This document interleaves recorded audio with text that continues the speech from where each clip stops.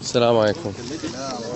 بالفرج يا جماعة، بدأ صبر الله يفرج. من الفرج من ولا عدمة الإنسانية خالص عند البشر.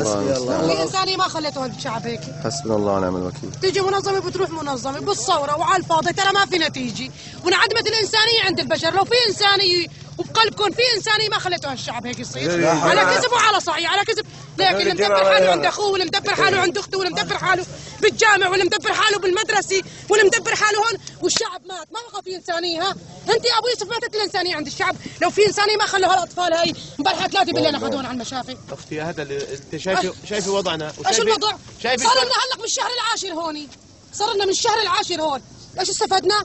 شو اللي جبتوه له الشعب؟ ايش هو؟ الصبر وين الصبر هلق بهالثلج؟ ليك الله عم يزت علينا الصبر؟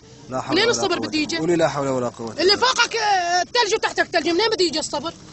العالم ماتت داب قلبها. امبارح 3 شالوها من هون على المشافي، ما بقى في إنسانية. حسبنا الله ونعم الوكيل. وين حقوق الإنسان؟ وين منظمة حقوق الإنسان؟ وين الحيوان عم تعملوا له حقوق؟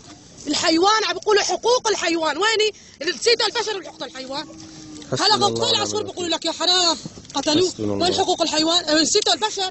يا بدنا نروح لتحت الضرب عند العرصة بشار الأسد، يا ما هوني بدنا نضل تحت الثلج. بقى لا القتل أهون، بلكي بنقول هداك يا ربي قدر يا أخي، ما بنعرف ايمت بنموت. الله المستعان. يا ربي فرجك. ماشي يا حجي ماشي. صوتك وصل حجي، وصل صوتك.